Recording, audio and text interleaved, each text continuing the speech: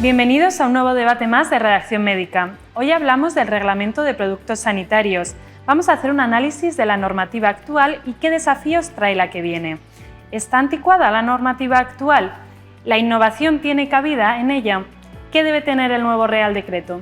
Para ello contamos con tres invitados. Xavier Camps, presidente del sector de productos sanitarios incluidos en prestación farmacéutica de la Federación Española de Empresas de Tecnología Sanitaria, FENIM.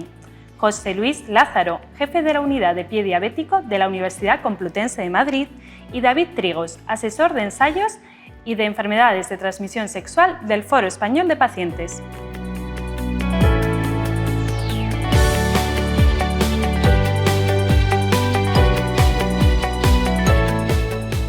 Bienvenidos a un nuevo debate de Redacción Médica. Hoy hablamos del Reglamento de Productos Sanitarios. Vamos a abordar el análisis de la normativa actual y qué desafíos presenta la que viene. Para ello contamos con tres invitados, cada uno hablará de su perfil, su temática. Vamos a empezar con la problemática actual del reglamento anticuado. ¿Qué fortalezas y debilidades creen que tiene el reglamento actual de productos sanitarios? Empezamos por aquí, Xavier, bienvenido. Muy bien, pues muchas gracias, Andrea. Bueno, yo creo que el reglamento actual tenía sus fortalezas en el año 96, cuando empezó, cuando se creó. Y creo que tiene como objetivo que el paciente crónico, que cada vez es más nombroso, pueda tener una solución de acceso a la tecnología sanitaria fácil a través de la oficina de farmacia con los productos que necesita para tener calidad de vida. El problema es que estamos a 2024 y ese Real Decreto del año 96, con las categorías del año 96, continúa vigente. Entonces, yo trasladaría un poco la analogía a si tuviéramos que vivir ahora con la tecnología que nosotros vivíamos en el año 96. Es imposible pensar eso. Pues en tecnología sanitaria está pasando y creo que ese es un problema que tenemos que solventar. O sea, que actualmente tiene más debilidades que fortalezas. Absolutamente, tiene muchas más. En mi opinión, sí, porque lógicamente en su momento estaba bien creado, se estableció una categorización en función de la tecnología existente en ese momento, pero ahora mismo necesita ser actualizado. Por aquí, David. Yo no tengo mucho más que añadir, es la realidad. O sea, estamos viviendo con un reglamento que está completamente obsoleto a la realidad que tenemos hoy en día, entonces creo que es una necesidad imperiosa, sobre todo para nosotros los pacientes, el contar sobre todo con un reglamento actualizado y adaptado a la realidad actual y de la evolución de la tecnología.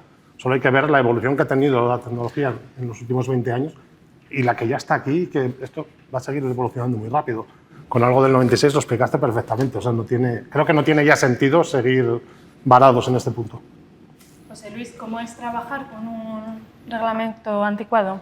Pues la verdad que, bajo mi punto de vista, un poco frustrante, sobre todo porque vivimos en el día a día en un desarrollo tecnológico y de nuevas terapias realmente muy llamativo, y cuando muchas veces quieres o entiendes que tienes que tener acceso y más ponerlo a disposición de tus pacientes, pues es prácticamente imposible. Y es frustrante por esto, ¿no? Yo, que tengo mucha experiencia a nivel internacional en congresos y en actividades científicas, pues en muchas ocasiones compartes con otros colegas en Europa, no estoy hablando de otras regiones, la facilidad que tienen de introducir nuevas tecnologías y nuevos productos en sus sistemas sanitarios, y yo siento envidia, porque claro, en algunas ocasiones quieres trasladar novedades que hay en campos o en mercados en países afines, y en España, lógicamente, eso es muy complicado. Entonces, la sensación, sinceramente, es frustrante y muchas veces, bueno, pues lógicamente te deja ese mal sabor de boca no poder incorporar a tus alternativas terapéuticas estos nuevos desarrollos. ¿Creen que la falta de acceso a la innovación y el catálogo desactualizado son consecuencias directas de no actualizar esta normativa? Sí, claro, la normativa es la que rige. Y como decía José Luis antes, es verdad que desde el punto de vista de las empresas, cuando generamos una nueva innovación, cuando tenemos un producto nuevo y miramos en qué mercados lanzarlo, España no figura entre los mercados donde lanzar esa tecnología, porque sabemos de las dificultades, bueno, la imposibilidad ahora mismo, según el Real Decreto actual, para lanzar nuevos productos en el mercado español que puedan resultar una innovación un poco disruptiva. Incluso también la incremental, pero la disruptiva es imposible ahora mismo de lanzar en España. Sí, comentábamos, aquellos productos sanitarios que suponen innovaciones disruptivas no tienen cabida en la actual oferta. No, porque no encuentras la categoría de producto para plantear tu dossier. O sea, cuando tienes que plantear un dossier sobre el producto que quieres reembolsar, te tienes que regir según las categorías del año 96. Claro, ahora mismo, imagínate la tecnología. Yo creo que la tecnología médica ha innovado mucho más que el fármaco en los últimos años. ¿Por qué? Porque se ha incorporado el digital, porque la electrónica ha entrado a formar parte de la tecnología. Y claro, todo eso en el año 96 no existía. Totalmente, totalmente. Es decir, el concepto de la monitorización, la monitorización remota de los pacientes, la teleinformación, la teleasistencia, que además estamos pensando en que tenemos que pensar en algo que Xavi lo ha comentado antes. Vamos hacia un envejecimiento de la población con una mayor esperanza de vida, pero con un paciente cronificado, al cual le debemos de cuidar de la mejor manera posible, aumentando la calidad de vida y garantizando una buena calidad asistencial. Eso a veces es complicado con instrumentos que son obsoletos, bajo mi punto de vista. Y yo creo que no solamente es que haya un defecto, sino que las nuevas normativas en algo tan sensible como es actualizar terapias que están en el día a día. Es decir, probablemente ahora estamos estudiando productos que en 4 o 5 años van a ver la luz en el mercado. Por lo tanto, se necesita no solamente regular cómo se accede a ellos, sino cómo se hace una actualización de esa reglamentación. Es decir, no solamente lo que tengamos ahora, sino dejarlo abierto a que haya una actualización continua, de incorporación continua de nuevos productos y de nuevas tecnologías que se lanzan al mercado continuamente. ¿Y esta actualización qué periodicidad podría tener? Porque el mundo va tan rápido. Yo, desde luego, yo creo que uno de los problemas que tenemos a todo nivel legislativo, la legislación es tremendamente lenta y muchas veces va detrás de los avances de la propia sociedad. Casi siempre se regula lo que ya está sucediendo, pero es que en salud esto tiene unas consecuencias y evidentemente las consecuencias, por desgracia, los paga el paciente. Yo creo que aquí hay 3 escenarios importantes. Tener en cuenta, por supuesto, al paciente. Yo creo que el paciente debe ser conocedor en primer lugar porque es al final el protagonista y el usuario de estas tecnologías. Tener en cuenta a los profesionales sanitarios y tener en cuenta a la industria. A veces cuando se abren, digamos que periodos de incorporación, de adendas o de consulta para ciertas reglamentaciones, uno tiene la sensación de que no te hacen mucho caso acerca de lo que estás comentando. Pero yo creo que aquí es muy importante dar voz a los pacientes. Si un paciente bien informado y un paciente bien conocedor de su enfermedad o de su padecimiento y de sus alternativas, lógicamente yo creo que tiene que tener una voz importante.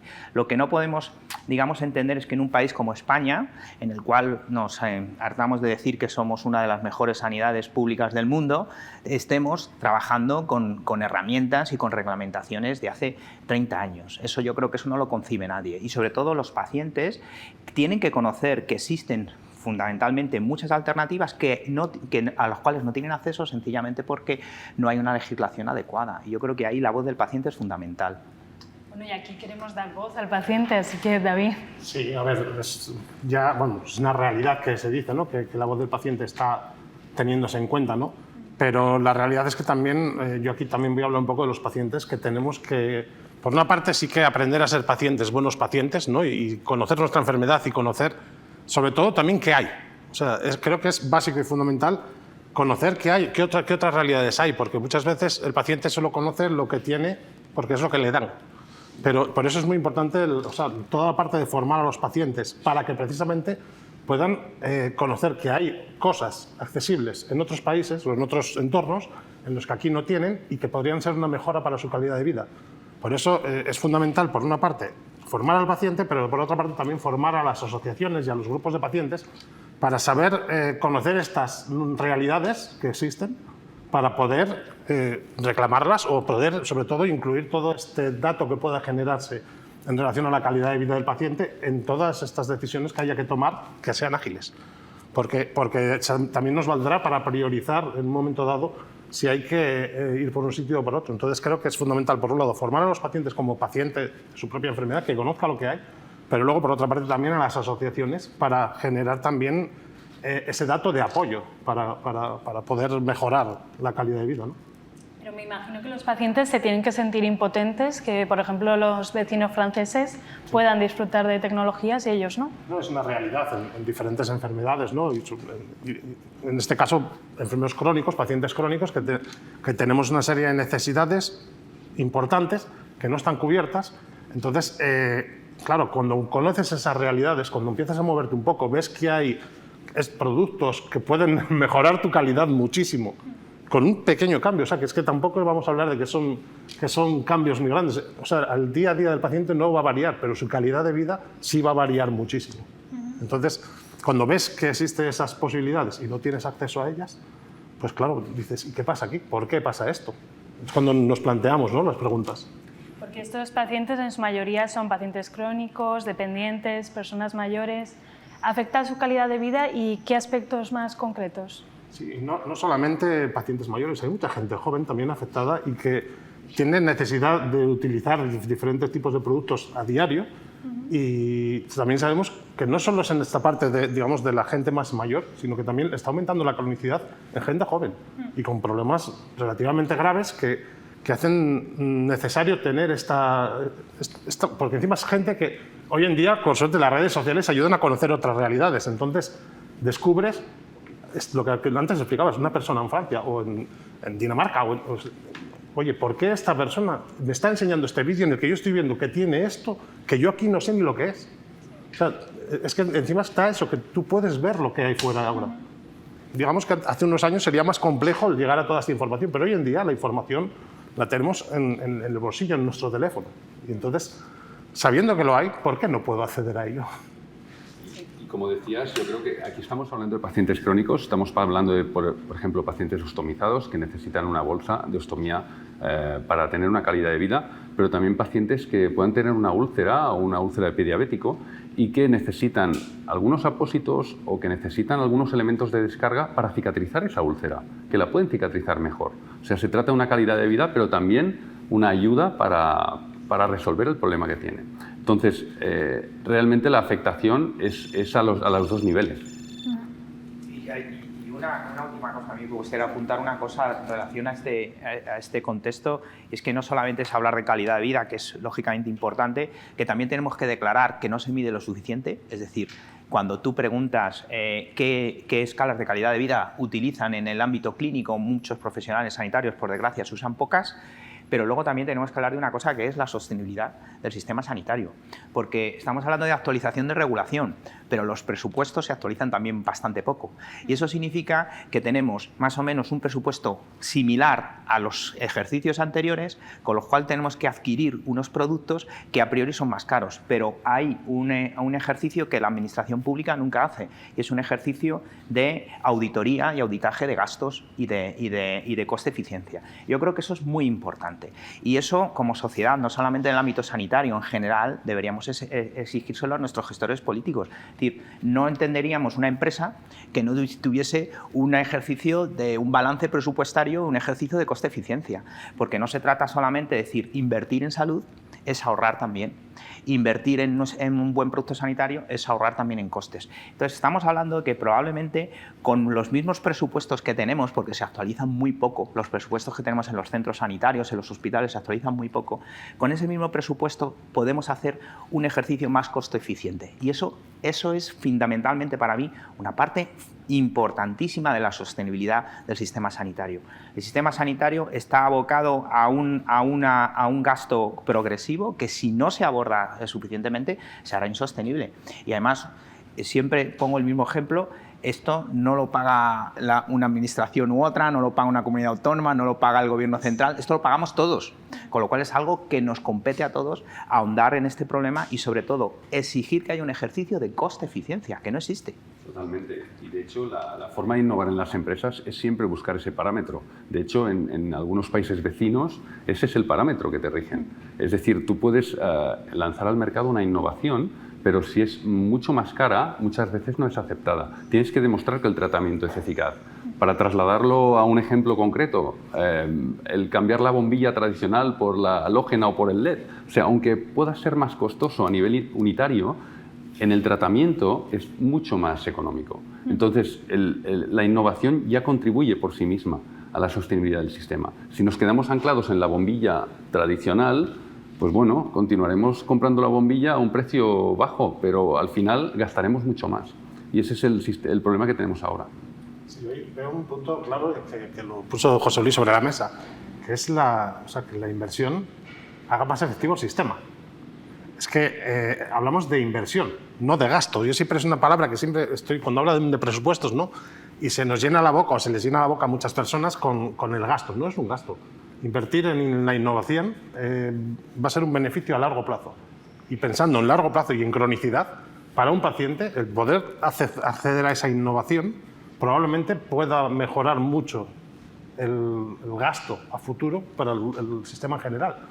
Entonces, necesitamos recoger datos, pero si no podemos acceder a ello, ¿cómo vamos a recoger esos datos? O sea, es que es la realidad. O sea, hay que recoger estos datos para hacer más eficiente un sistema, como en cualquier empresa o en cualquier... Al final, la gestión tiene que ser gestión. Y para eso se tiene que tener muy claro que esto es un beneficio. Igual que habrá, y yo siempre es otra cosa que defiendo, no tiene por qué una innovación ser, aunque sea disruptiva, ser algo que dé un beneficio muy grande a largo plazo. Pero si no la tenemos, si no podemos verlo, tampoco lo vamos a poder comprobar. Es algo que está ahí, vamos, que es evidente, vamos. Sí, cada vez se plantean más cuestiones, una lleva a otra. Hablando de la innovación incremental, como no hay cabida en la normativa actual, las empresas al final van a dejar de apostar por ella. Sí, o sea, en teoría hay un formato que es la alteración de la oferta que te permite cambiar los productos que ahora mismo están en reembolso por un producto similar. Pero estamos hablando de mismos tamaños, mismo precio. Es un sistema muy rígido y a la práctica no la admite. Porque realmente, al final, cuando se propone lanzar una innovación en el mercado, con ese punto de vista coste-efectivo, ahora mismo el sistema no lo admite. Te riges por el precio unitario y ahora mismo a la práctica la innovación no se admite en el sistema español de reembolso. Yo creo que otra cosa relacionada con esto es el tema de la categorización de los productos. O sea, que eso sí que está obsoleto, porque hay muchos nuevos desarrollos que no tienes dónde meterlos. Dices, bueno, ¿esto qué es? ¿Esto es un apósito? ¿Esto es una sonda? ¿Esto es una jeringa? ¿No? ¿Qué es? Porque hay muchas cosas, sobre todo lo que está relacionado con la tecnología, no sabes dónde introducirlo, porque hay muchos dispositivos que no es ni una cosa ni otra, a lo mejor es la mezcla de varias. Entonces, todo eso es complejo. Y yo creo que, claro, lo que comentaba Xavi al principio, 30 años después, pues probablemente tenemos que entender que hay cosas, o sea, si hace 30 años nos dijeran que eran un smartphone, pues nadie lo sabría lo que era, ¿no? Y si la administración tuviera que comprar ahora un smartphone, pues no podría. Pero, sin embargo, los compran, es decir, porque vemos que los diputados llevan todos iPad y iPhones y cosas de estas, o sea, para ciertas cosas sí que se ha hecho esta actualización. Y yo creo que hay que hacer un ejercicio sobre todo de pensar, porque yo creo que aquí, a mí me ha tocado muchas veces estar en las dos partes, ¿no?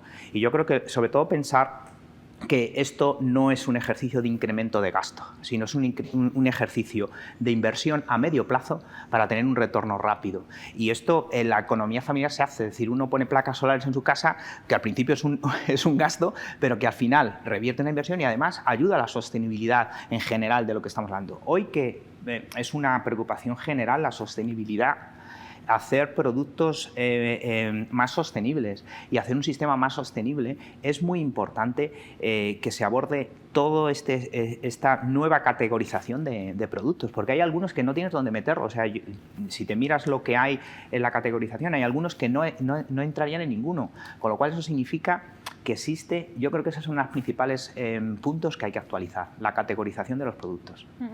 Y al final esta falta de actualización de los precios también lleva a un tema de inseguridad jurídica para el sector. Sí, desde el punto de vista de la asociación de empresas preferimos no hablar del tema de precio, pero lógicamente sí, claro. Nos gustaría tener unas reglas del juego y pensando en otros países como en Francia, por ejemplo, el sistema tiene unas reglas del juego muy claras. Cuando se presenta una innovación se tiene que presentar un estudio randomizado con un estudio de coste-efectividad demostrando que la terapia que se propone es mejor que las que existen y si no lo es, pues el precio será menor. Pero hay unas reglas del juego. Aquí en España no. Bueno, de hecho, como decía José Luis, es que no hay ni opción de entrar. Yo creo que eso es muy importante, lo que ha dicho Xavi. Yo creo que también aquí, es decir, tiene que haber un compromiso de todas las partes. Y las partes es que, evidentemente, esto es la pescadilla que se muerde la cola. Es decir, si una empresa invierte en investigación, en desarrollo y sobre todo en estudios que demuestren su eficacia y su coste-efectividad y otras no, Si todas las ponemos en el mismo molde, pues evidentemente todas tenderán a no hacer esa inversión porque no tendrán un retorno sobre todo ello. Pero esto no es un tema de competitividad empresarial, es un tema de consecuencia que sufren los pacientes y que sufrimos los profesionales sanitarios, porque lo que necesitamos es que los productos lleguen al mercado con un suficiente testeo y con una suficiente demostración clínica de eficacia, y eso hace más seguro el producto, lógicamente refuerza la posibilidad que tiene el profesional de la utilización y lógicamente da un plus de seguridad al paciente que es muy importante. Y esto, por desgracia, no se está haciendo, pero no se está haciendo, probablemente no sabemos cuál es la causa o la consecuencia, sino porque esto no se, al final no tiene un retorno, no se tiene en cuenta, o porque realmente habrá muchas empresas que digan, es que a mí no me interesa hacer esto, porque al final voy a recoger lo mismo, entonces ¿para qué lo voy a hacer? Sí, hay que incentivar el que se busque innovar, y más hoy en día con la explosión que está habiendo, ¿no? con toda la nueva tecnología que está ayudando a desarrollar mucho más rápido todo el ecosistema. Y cuando hablamos de innovación incremental, es que incluso esta tecnología nos está favoreciendo que la innovación incremental sea casi disruptiva en muchos casos. Es una realidad.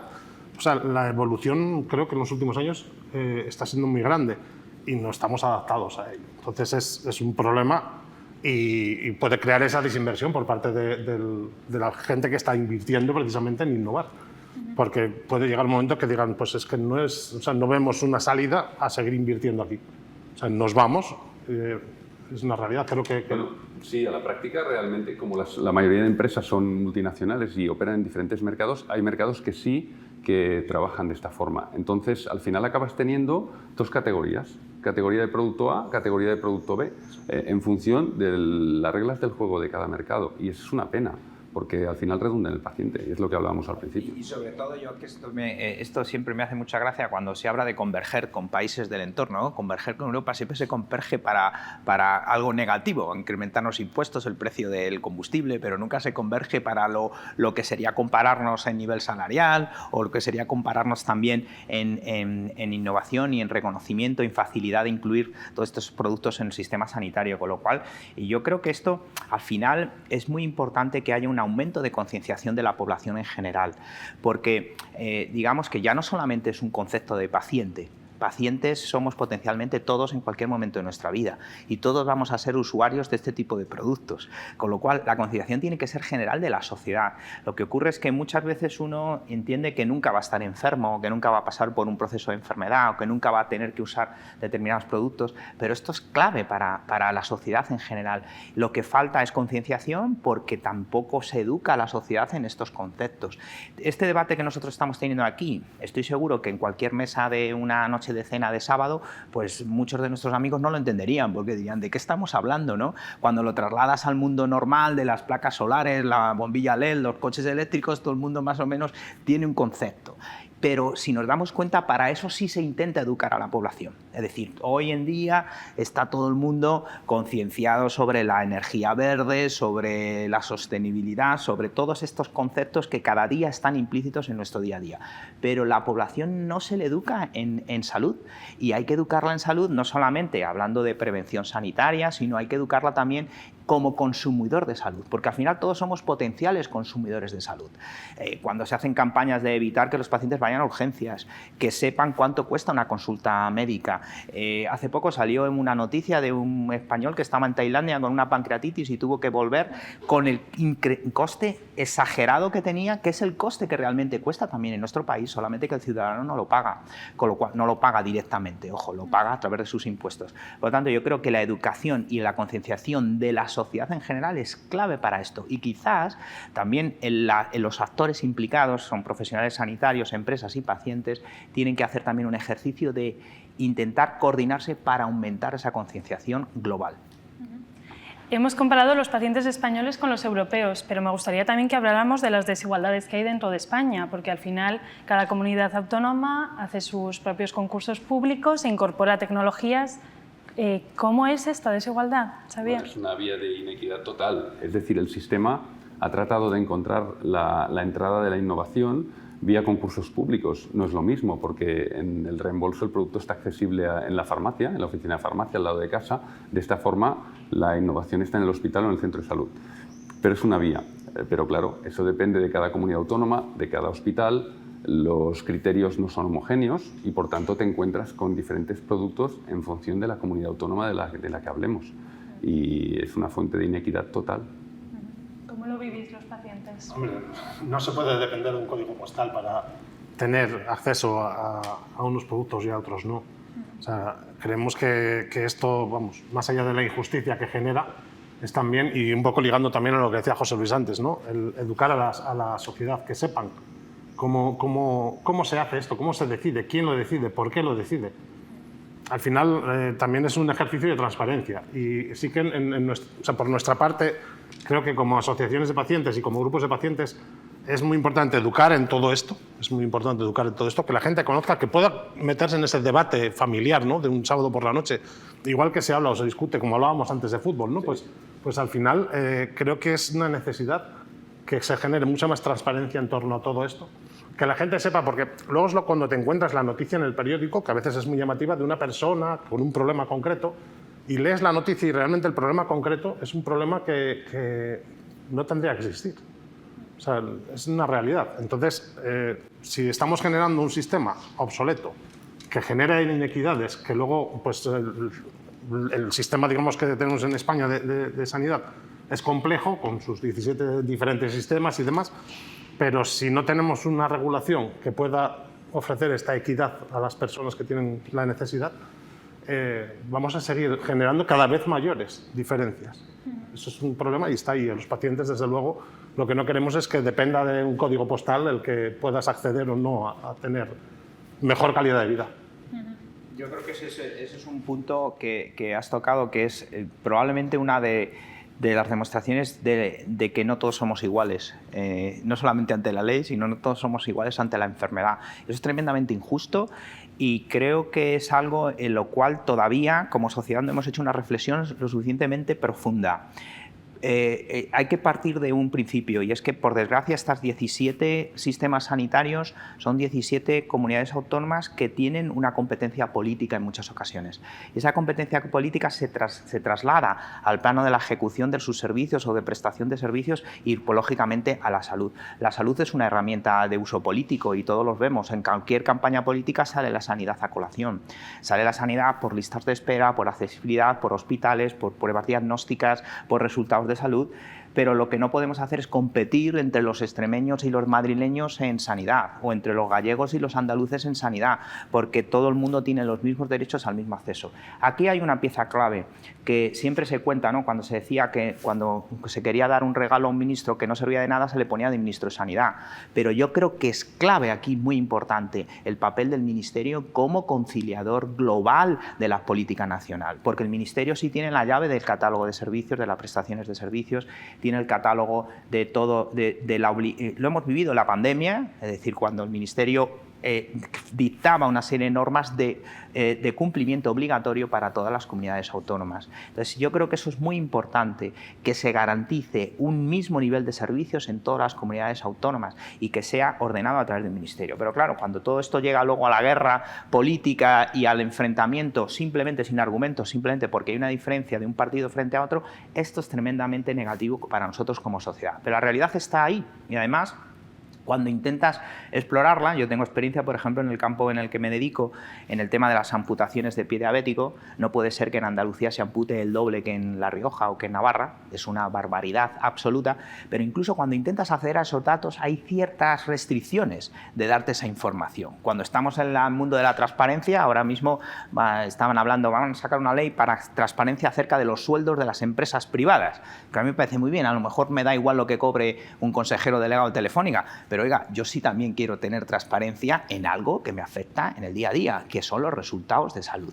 Entonces, yo creo que esto es algo fundamental que exige un debate y de un acuerdo, estos acuerdos de Estado que ya se nos olvidan de que, porque esto ha pasado ya a la historia, a la memoria histórica, ¿no? De que seamos capaces de decir que tenemos el mismo derecho todos los ciudadanos para las mismas cosas, es algo básico. Y el básico, el derecho de salud, que es un derecho constitucional básico, a que todo el mundo tiene que tener acceso y que evidentemente todas las comunidades autónomas tendría que ser de la misma forma. Hombre, uno entiende que si vive en un pueblo de Lugo con 20 habitantes, pues a lo mejor no tiene un helicóptero inmediatamente por si le da un infarto. Lo entendemos, pero el acceso a los servicios básicos asistenciales y a los tratamientos tienen que ser los mismos para todos los pacientes independientemente de donde vivan, eso está claro. Y precisamente el tema del dato está directamente relacionado con lo que hablamos, porque al final, si estamos hablando de la evaluación de la innovación y de la evaluación de los sistemas que tenemos, qué mejor forma de verlo que el impacto en la salud. Es decir, si se incluye una nueva terapia en el sistema de reembolso, ver ese impacto después de X meses, después de X años, es la forma de ver si realmente se está aportando valor al sistema. Entonces, bueno, está todo relacionado al final, pero es verdad que la visibilidad de los datos de salud ahora mismo está muy restringida y es imposible de alcanzar, ¿no? Falta medir resultados y transparencia. Totalmente. Claro, porque además, fíjate, perdona que te corte, el tema, uno de los principales problemas de nuestro sistema sanitario es que no mide resultados. El ejemplo más claro es la COVID. Cuando tuvimos el COVID, los resultados salían todos los días en la televisión y nos dimos cuenta pues, que a veces pues, las cosas no salen como uno quiere, ¿no?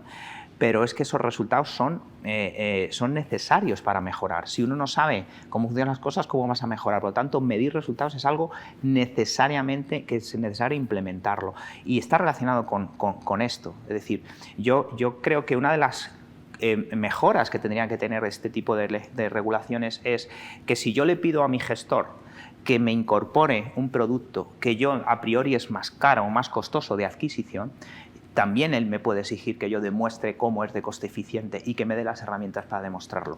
O que exista un sistema de evaluación o de monitorización de cómo esa incorporación mejora los resultados de salud, mejora la calidad de vida del paciente y al final ahorra costes. Yo creo que eso sería importante introducirlo en esta reglamentación. Bueno, pues te tomo la palabra y empezamos a hablar del nuevo Real Decreto de Productos Sanitarios. ¿Cómo valoráis su aplicación, Xavier? Bueno, somos muy optimistas. Estamos esperando que salga el borrador definitivo y tenemos mucha esperanza siempre y cuando este nuevo Real Decreto apueste por la incorporación de la innovación y no sea un mero trámite para recortar gastos de forma simple dicha. O sea que tenemos muchas expectativas porque creemos que esa es la vía. Tenemos que actualizar este sistema por todo lo que hemos hablado hasta ahora y esa es la herramienta que necesitamos. Es una necesidad. Es que ya como ha dicho Xavi ahora, estamos viviendo en la obsolescencia completa de una reglamentación que no está actualizada, que no está adaptada a las necesidades reales de hoy en día que tienen los pacientes y necesitamos que, o sea, yo creo, soy optimista porque entiendo que también toda esta tormenta regulatoria que está viniendo de Europa hacia España y en que en España pues, estamos intentando llevar hacia adelante, creo que puede ser positiva, pero tenemos que tener muy claro también toda esta parte de medición de resultados y creo que puede ser una cosa que se pueda quedar coja y creo que debería de ser fundamental y sobre todo que sea medición de resultados y transparencia. Transparencia como dije antes también, de los procesos, que este Real Decreto dé esa transparencia para que un ciudadano de a pie pueda entender por qué se toma una decisión y que no un Real Decreto se quede en un texto legal que sea ilegible y una decisión y luego las decisiones que se tomen en base a él sean decisiones que sean inentendibles, ¿no? para cualquier ciudadano. Entonces creo que tenemos una oportunidad para que nos ofrezca, por un lado, toda esta medición de resultados real para poder agilizar la incorporación de nueva tecnología y sobre todo que sea transparente. O sea, para mí es una oportunidad. Yo siempre digo, no es negativo, es todo lo contrario, es muy positivo, pero hay que trabajar muy bien toda esta parte. No, sin duda, yo creo que positivo ya es el hecho de que se quiera actualizar, porque estamos hablando de que algo es obsoleto, que se actualice siempre es positivo. Y yo creo que además, probablemente por las corrientes que tenemos ahora sociales, pues en el Real Decreto vamos a escuchar hacer alusión a la sostenibilidad, vamos a escuchar hacer alusión a la calidad de vida, vamos a escuchar hacer alusión a la seguridad del paciente, porque antes mencionaba Xavi el tema de los estudios, hablar de un producto o de una tecnología que es eficaz no solamente es hablar de que es eficaz en el manejo de una determinada patología, sino es que es demostrar que es segura.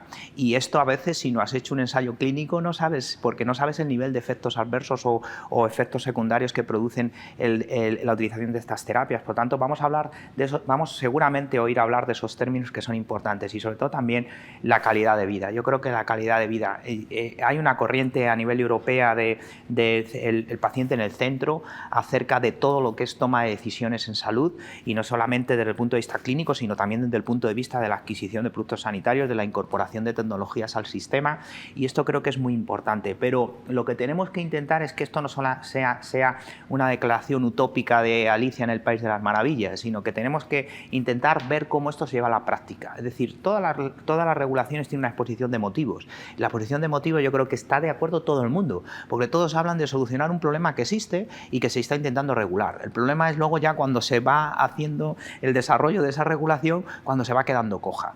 Pero evidentemente todos estos conceptos tenemos que intentar asociarlos a, es decir, si yo le voy a exigir a una compañía que en la incorporación de su tecnología tenga un respaldo en resultados de calidad de vida, en resultados de coste-efectividad, en resultados de eficacia, en resultados de seguridad, pues evidentemente aquellas empresas que sean capaces de aportar estos resultados deben de tener una mejor consideración por parte de la administración, por parte del sistema sanitario y por parte de los pacientes. Y esto debe ser así. Si damos esa oportunidad, vamos a hacer un contagio extensivo de las compañías, es decir, vamos a hacer lo contrario a lo que comentaba Xavi antes, ¿no? Pues si hacemos esto y no sirve de nada, pues dejamos de hacerlo, ¿no? Aunque lo hagan para otros mercados, pero hombre, da pena, ¿no? Es que España es el cuarto país de la Unión Europea y es una de las principales economías, con lo cual tenemos que entender que tenemos todo el derecho a tener el mismo tratamiento que otros grandes países de la Unión Europea para hacer esto. Entonces yo creo que esos 4 aspectos de coste, eficacia, de calidad de vida, de sostenibilidad y de seguridad del paciente, todo eso tiene que estar en el Real Decreto en algún punto. Perdona, para mí hay otro punto también muy importante, que es que se respete la singularidad del producto sanitario y no se haga un copy-paste del sistema de fármacos. Porque aquí hay un tema muy importante que hasta ahora no hemos hablado, que es que en los productos sanitarios no existe la bioequivalencia. No se pueden crear grupos homogéneos. Es decir, mira, este grupo de productos los agrupamos todos juntos porque es que cada producto es distinto y el efecto que produce en el paciente es distinto. Con lo cual, agruparlos genera un sistema que no es como en los fármacos.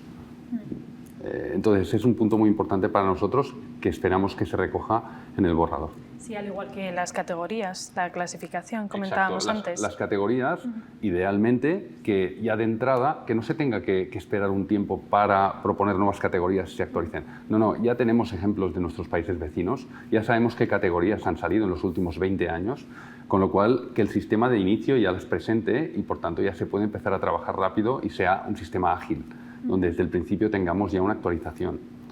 Con lo que comentaba José Luis de incentivar a las empresas, también puede ser una oportunidad para reducir la dependencia de España.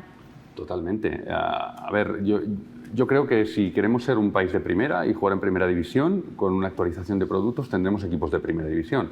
Esto va a reforzar la competitividad y también, lógicamente, pues indirectamente vamos a poder atraer un poco más de inversión en España. Es un punto que es otro capítulo aparte, merecería otro debate, pero vamos, yo cuando tengo la opción de trabajar en Alemania y ver el peso que tienen las empresas de dispositivos médicos con toda la fabricación que tienen ahí, el peso que tienen, realmente siento envidia y creo que es algo que podemos hacer aquí también si nos lo proponemos.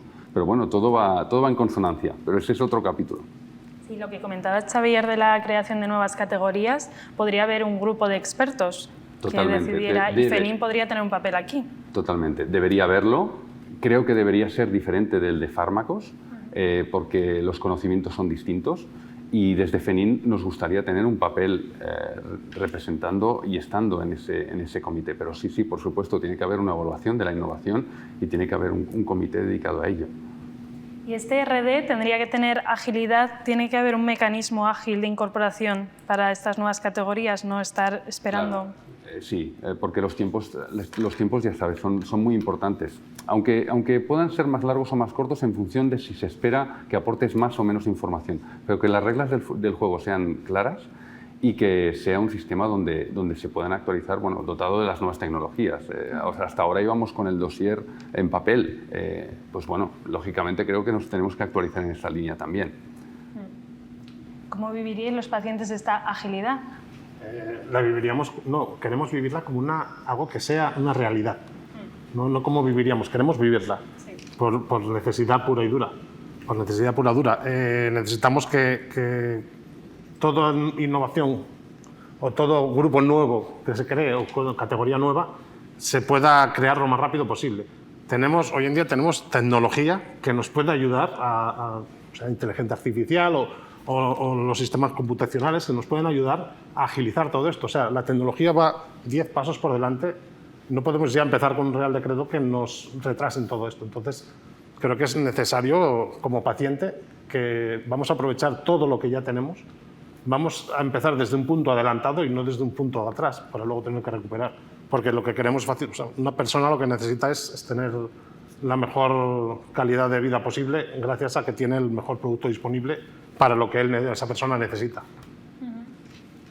Yo creo que una cosa importante en cualquier regulación es no hacerla para ahora, sino hacerla para el futuro. Y predecir qué es lo que está por venir. Porque realmente tenemos indicios y sabemos, y además la industria tiene muchos proyectos en su cartera, en su cubeta, que además se sabe que eso al final va a ver la luz, con lo cual hay que tener una capacidad prospectiva.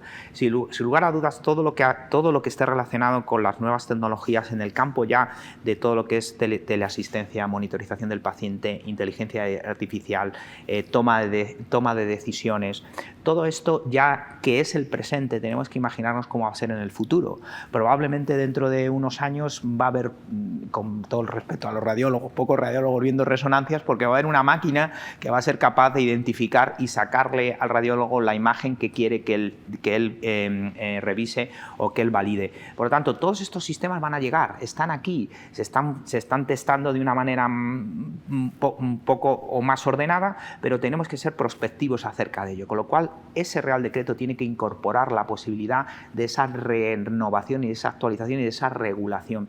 Una regulación que es compleja, porque todos sabemos que todo lo que está ligado a inteligencia artificial, decisiones fuera de lo que es el ámbito del conocimiento, razonamiento humano, necesita lógicamente una regulación, necesita también una regulación desde el punto de vista ético, es decir, porque todo esto al final recae sobre un paciente, pero tenemos que pensar no lo que está pasando ahora, sino lo que dentro de 4 o 5 años va a pasar, porque esto es revolucionario. Es decir, hace 3 años no existía casi el ChatGPT, ahora todo el mundo lo lleva en el móvil, con lo cual tenemos que pensar en hacer algo que sea prospectivo acerca de ello.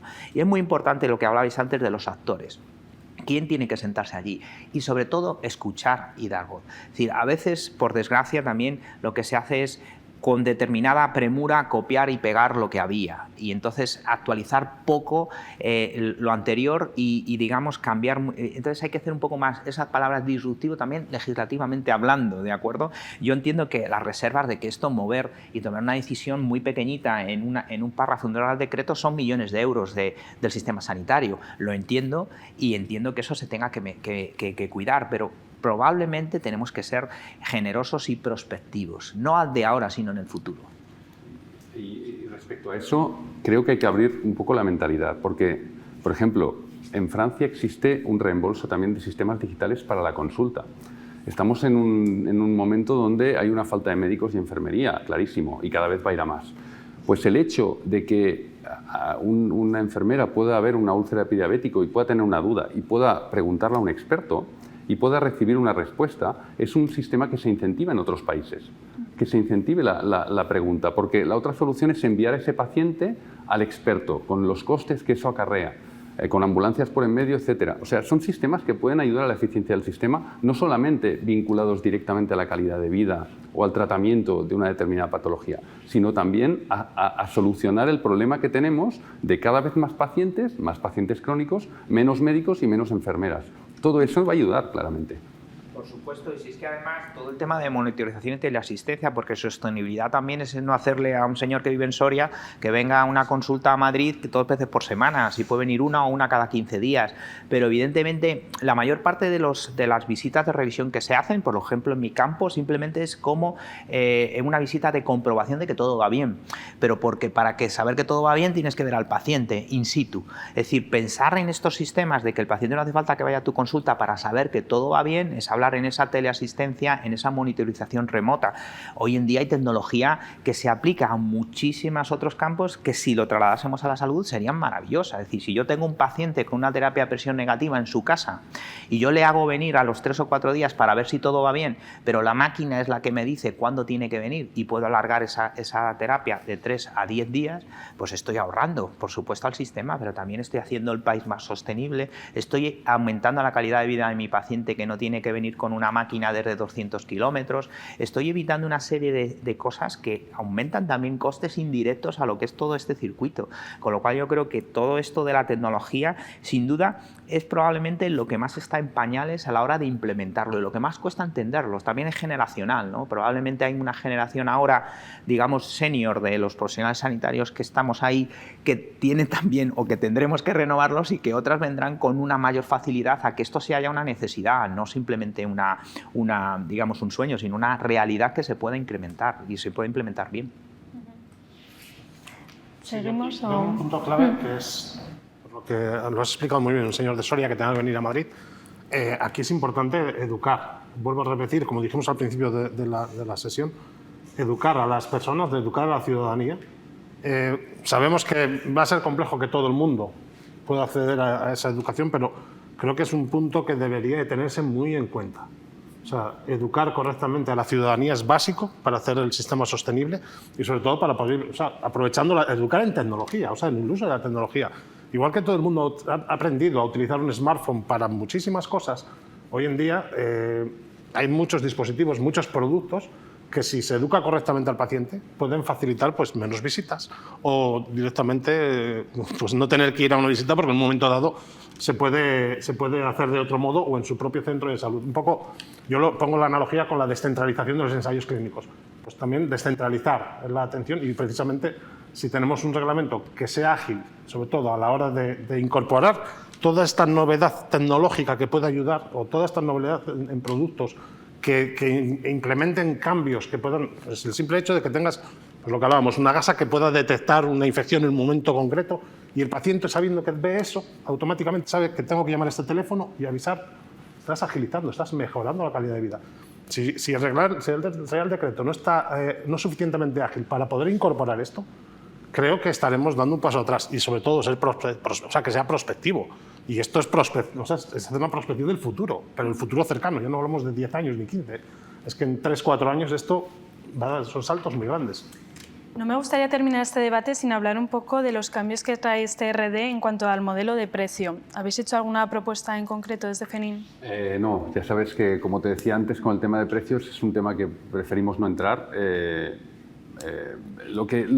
Solamente lo que pedimos es que haya una forma de medir la innovación y de reembolsarla, es decir, que haya unas reglas del juego claras y que se tenga en cuenta la evidencia, que se tenga en cuenta los estudios randomizados, todo esto. Creo que es imprescindible para poder estar, como decía antes, en esa primera división. Bueno, como se nos agota el tiempo, me gustaría que ahora cada uno tuviera un minuto de conclusiones finales de este debate. Empezamos por José Luis.